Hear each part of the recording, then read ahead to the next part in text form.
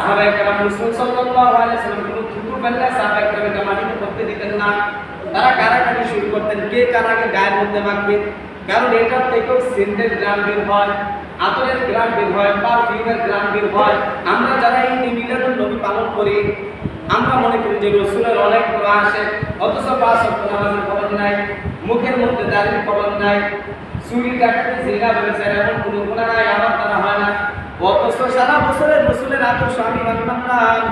এই রবিউল আউয়াল মাসের 12 তারিখ আসলে আমি একদিনই মনে করতেছি যে বাস আমি সব কামাই করলাম, নাউজুবিল্লাহ না। আরে তোমার আমার যতটুকু রাসূলের প্রতি মহব্বত আছে তার চেয়ে হাজার লক্ষ কোটি গুণ বেশি মহব্বত ছিল সাহাবায়ে কেরামের। যেমন আমি 2-3টা উদাহরণ দিলে বুঝবেন সাহাবায়ে কেরাম কি পরিমাণ রাসূলকে মহব্বত করেছেন, এটা আমরা কল্পনাও করতে পারবো না। হাদিসের কিতাবের মধ্যে পাওয়া যায়, এমনকি উলামায়ে কেরাম বলেন এই পৃথিবীতে যত ওলি আল্লাহ বুজুর্গ, যত মুসলমান আছে, সমস্ত বুজুর্গানেদিন মুসলমান বান্দাবান্দি যারা আছে তাদের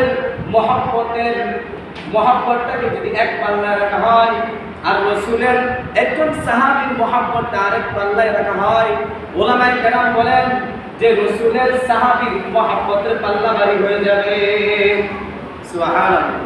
তাহলে দেখা যায় আমাদের সকলের মহব্বত রাসূলের সাহাবায়ে কেরামের পর থেকে যত উম্মত আছে আমরা কিয়ামত পর্যন্ত আসব, সকলের মহব্বত যদি এক পাল্লায় রাখা হয় আর রাসূলের একজন সাহাবীর মহব্বতের পাল্লা যদি মহব্বত আরেক পাল্লায় রাখা হয়, তাহলে সাহাবীর মহব্বতের পাল্লা কি হয়ে যাবে? ভারী হয়ে যাবে। এই সাহাবায়ে কেরাম রাসূলকে জীবনের চেয়ে বেশি মহব্বত করতেন।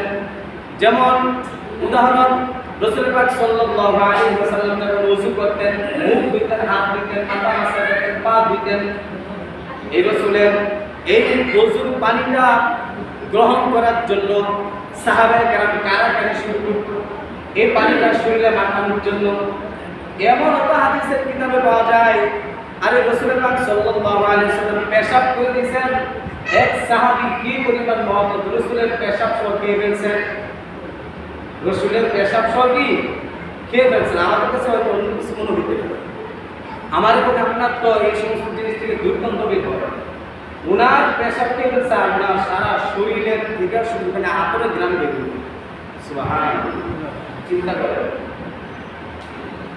এত বরকতময় একজন রাসূল আমরা পাইছি, অথচ রাসূলের আদর্শ গ্রহণ করে নিজের মন মতো আছে। একজন একটা মিছিল বের করছে, আমার বাপ দাদা ভুল করে গেছে, বাস আমি ওই ভুল পথে হাঁটতেছি। সাহাবায়ে কেরাম রাসূল সাল্লাল্লাহু আলাইহি ওয়াসাল্লাম কোনো থুতু ফেললে সাহাবায়ে কেরাম এটা মাটিতে করতে দিতেন না। তারা কারাকারি শুরু করতেন, কে কার আগে গায়ের মধ্যে মাখবে। কারণ এটার থেকেও সেন্টের গ্রাম বের হয়, আতরের গ্রাম বের হয়, পারফিউমের গ্রাম বের হয়। শুধু তাই নয়, উহুদ যুদ্ধের যখন রাসূল পাক সাল্লাল্লাহু আলাইহি ওয়াসাল্লাম খানিকটা আহত হলেন, চতুর্দিক থেকে রাসূলের উপর তীরের বৃষ্টি বর্ষিত হইতেছে। ঠিক ওই সময় প্রসিদ্ধ সাহাবী হযরত আবু তালহা রাদিয়াল্লাহু তাআলা আনহু রাসূলের বুকের সাথে বুকটাকে লাগাইয়া এইভাবে রাসূলকে জড়ায় ধরে রাখছেন। আবু তালহা পারলেন, তিনি এই সাহাবী পারলেন পিঠ দিয়া রাসূলের দিকে, পেটটা ওই দিকে দিয়া, হাত দিয়া তিনগুলো আটকাইতে পারতেন, কিন্তু এটা তিনি বরদাস্ত করতে পারেন নাই। যে আমি আমার জীবনের চেয়ে, আমার জানের চেয়ে, প্রাণের চেয়ে আমি রাসূলকে ভালোবাসি, অতএব আমার পিঠ আমি রাসূলের দিকে দিব না, এটা হতে পারে না। এই জন্য তিনি রাসূলকে এভাবে জড়ায় ধরে রাখছেন।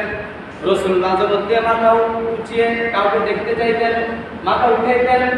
ওই আবু তালহা রাদিয়াল্লাহু তাআলা বলতেন, বিআবি আনতা ওয়া উম্মি ইয়া রাসূলুল্লাহ, ইয়া হাবিবাল্লাহ, আমার পিতামাতা আপনার জন্য কুরবান হোক, আমি আপনাকে আমার জানের চেয়ে, আমার প্রাণের চেয়ে আমি আপনাকে বেশি মহব্বত করি। লা তুশরিক, আপনি মাথা উঁচু করবেন না। ইউসিম কাসাহুম সিহানুল কওম, কারণ আপনি যদি মাথা উঁচু করেন তাহলে হতে পারে শত্রুর নদীর আপনার গায়ে লেগে যেতে পারে, আমি এটা বরদাস্ত করতে পারবো না। নাহরিদুনা নাহরিকা, এই জন্য আমি আপনার বুকের সাথে আমার বুকটাকে লাগাই, আমি আপনার জন্য ঢাল হয়ে গেলাম। তাহলে চিন্তা করেন, সাহাবায়ে কেরাম নিজের জীবনটাকে দিয়ে ফেলছেন রাসূলকে ভালোবাসার জন্য। আর আমার এবং আপনার রাসূলের প্রতি এত মহব্বত, মুখের মধ্যে দাড়িটা নাই, 5 ওয়াক্ত নামাজের খবর নাই, সুদ ঘুষ খায়, মিথ্যা কথা বলি, মানুষের উপর অন্যায় অবিচার করি, আর মনে করি যে রবিউল আউয়াল মাসের 12 তারিখ আছে বাস সর্বশ্রেষ্ঠ দিন, ঈদের দিন, এবং সর্বশ্রেষ্ঠ ঈদ হচ্ছে নাউজুবিল্লাহ সাইয়্যিদুল আয়াত বলা হয়। তারা বলে যে রবিউল আউয়াল মাসের 12 তারিখে যে ঈদ আছে, অথচ রাসূল বলেন আমি আমার উম্মতের জন্য কুরবানির ঈদ আর রোজার ঈদ, ঈদুল আযহা, ঈদুল ফিতর, এই দুইটা ঈদ ছাড়া আমি আমার উম্মতের জন্য কোনো ঈদ পালন করার সুযোগ রাখি নাই।